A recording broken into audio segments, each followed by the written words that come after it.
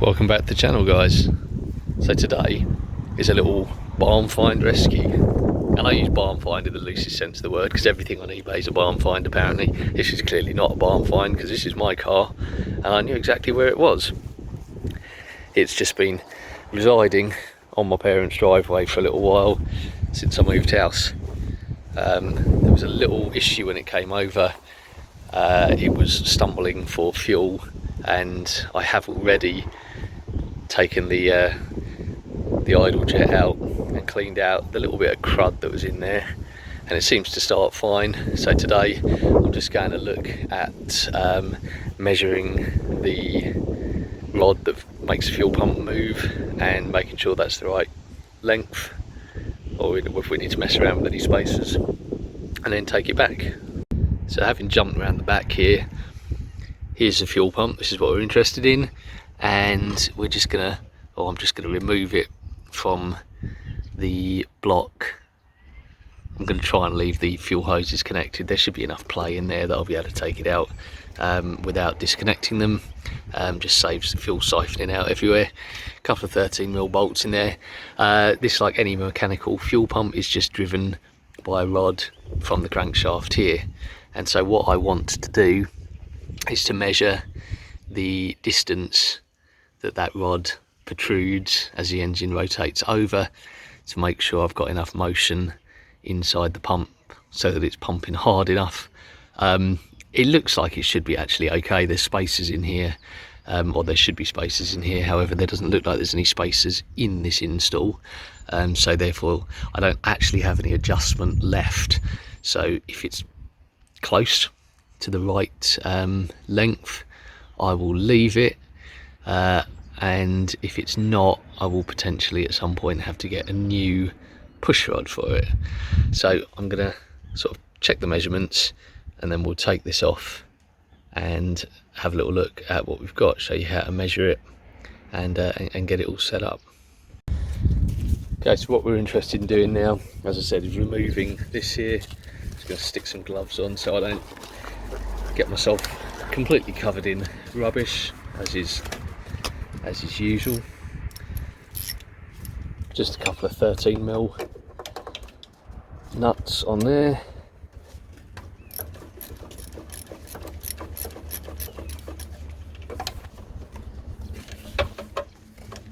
So we'll just loosen them off. I'll stick my head right in front of the camera.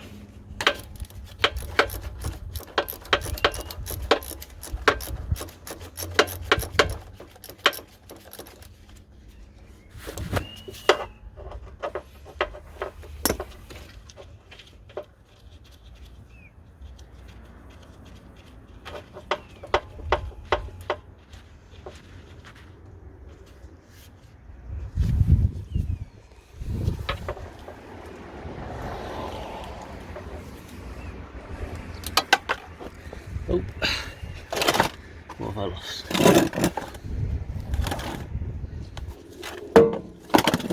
Lost a screw. Lost a washer in there somewhere. We'll find that again in a minute.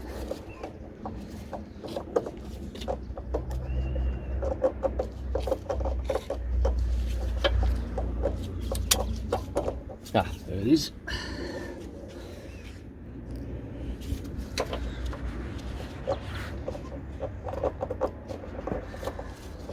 Okay, that's a little stuck in there. Let's get something to leave it out with.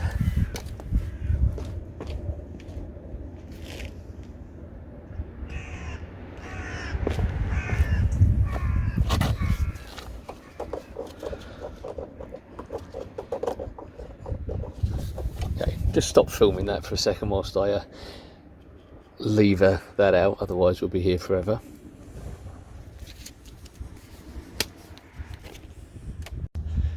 So I managed to get it off. That's the little Bakelite spacer that sits in there, and the push rod there, which you can just about see on camera, is what we're going to be measuring the extension of that, so how far it comes out when it runs on the lobe on the camshaft, or the crankshaft. I think it's the camshaft it runs off. So it'll take 2 rotations of the engine to get it to go over, because the cam runs at half the speed, and it should move out by about 2mm. However, the spring on there is what pushes it back in, so as soon as it rides out fully, it's going to stay out and not go back in.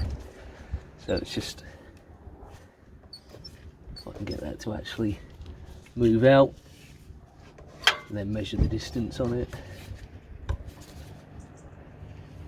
It does look, however, like it's covered in a bit of gunk, which is possibly not helping it. Let's just roll it back over to where it was,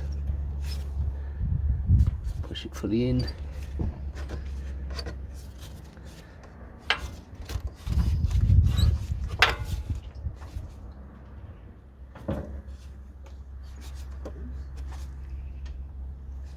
So it's nearly back to its starting position there. If I check where the timing pointer is, I will know when I've gone over twice. So the timing pointer's at the top. Let's do one rotation, which should take us to roughly full extension.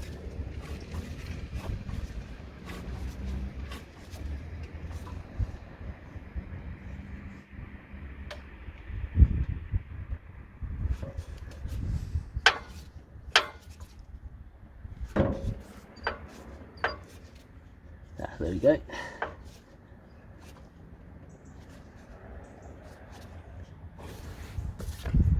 Looks like I got quite lucky here, because there's a big dark mark on here, which is obviously where it's been sitting for a while outside in the air. It's oxidised slightly, and a bit that sits inside the block isn't, and that is about 1.5mm, which means it is actually set up pretty much right.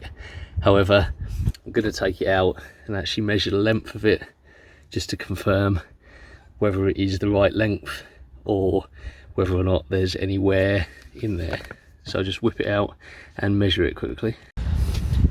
So whilst I was faffing around on the internet trying to find the length of this fuel pump, which I couldn't, my dad took it away and gave it a polish with like 5,000 grit, or the equivalent. However, I don't think, even if I can get that focused on there, there you go, even if it's ever so slightly worn, you can see the beveling on the edge of both of these is exactly as it was sort of from factory, so it can't be worn by that much. A little bit of silicone spray on there from my off-camera helper, thank you. And we'll just stick that back in. It does fit in quite nice and easily, because where you've got the dynamo there, it's all designed to kind of go in and come out with that all in situ, which is actually nice. Now it would be helpful if I put the little Bakelite spacer back in, rather than leaving it on the floor. Then it might actually work as Mr. Fiat intended. So like most things on these cars, they are designed to be worked on the side of the road. And I think I'm going to have the same issue getting it back on as I did getting it off. Oh, no, there we go. It was just getting caught slightly on one of those threads. So we'll just stick it back on, trying not to lose the washers on the way in the same way that I lost the washers on the way out. However, those of you that follow the channel regularly will realise that that happens way more often than I'd like to admit, and probably way more than I actually do admit. So see if I can do that, get that on there, get that on there. These are always a little bit of a pain to install, because depending on the position that you happen to have the engine in when you're installing it, you've obviously got resistance on here where the spring inside the fuel pump is trying to push against the rod, and so you've got to overcome that by pushing it in, and I will now try and tighten this down evenly on both sides so it doesn't start binding.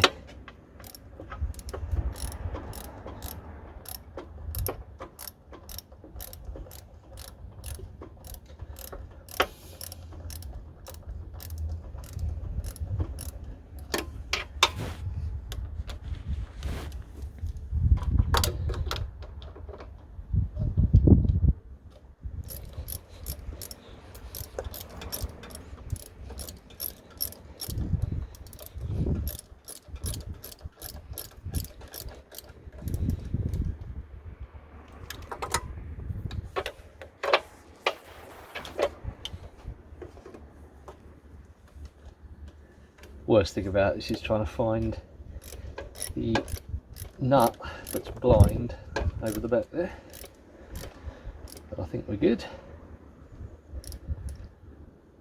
Little tweak for luck there. Oh, if I don't lose the socket. There we go. Absolute professional at work here. Well, at least there was when my dad was here.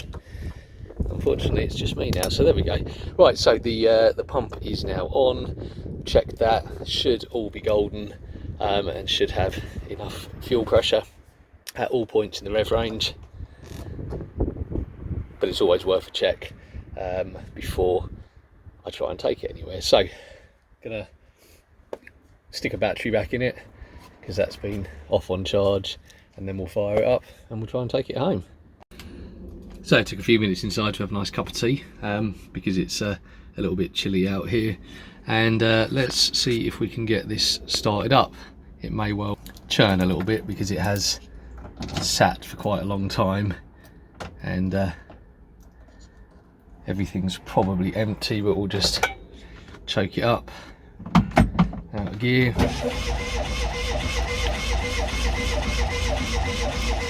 So all the fuel lines and the float bowl are duly empty.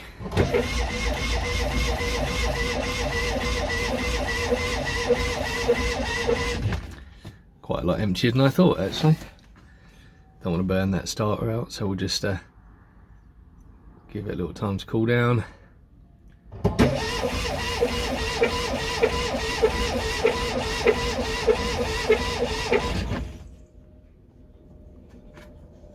Has it got any fuel in it? Oh, sorry. Yeah, I will check if it's got any fuel in it, actually. We'll give it one more go and then I'll dip the tank.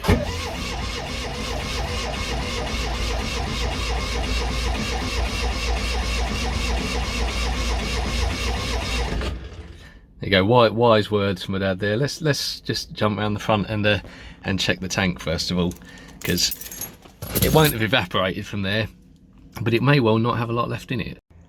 In yet another moment of ill preparedness, I left my little manual fuel pump priming pump at home, and this is not at my house, so I've got to go and swing back there to go and grab it to actually prime the fuel pump, as it's all drained down and I've got a little bit of an airlock in there, so we'll be back in business in a minute. So we're taking the old school approach with a manual fuel pump bulb to suck it through, because that fuel line is bone dry, and then we'll reconnect it all. Okay, so having done that, let's have another go.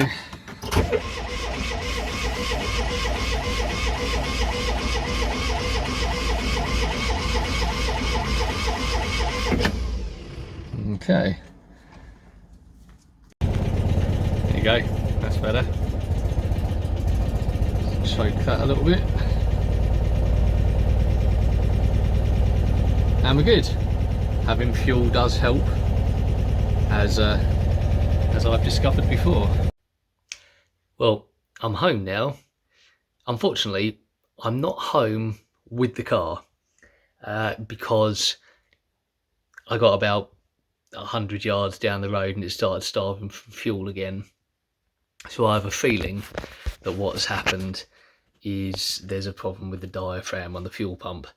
When I took the fuel pump off, I didn't actually strip the fuel pump down and check. So for whatever reason, it's not getting fuel. I know the rest of it's fine because I squirted some easy start down it and it fired straight back up again. So unfortunately I had to push it back to my dad's house, and it's currently sitting there awaiting me going back this week and investigating what's going on. So looks like this one's going to run a little bit, guys. So yeah, check out later on this week, and hopefully we'll have an update as to where we are with the blue one, and then I'll get it back and I'll finally be able to rescue my own car. And let this be a lesson to everybody, myself included. Old cars do not like being left on their own for a long time, because rubber stuff perishes, and then when you use it, it splits. And I suspect that's probably what's happened. So till the next time, guys, take care.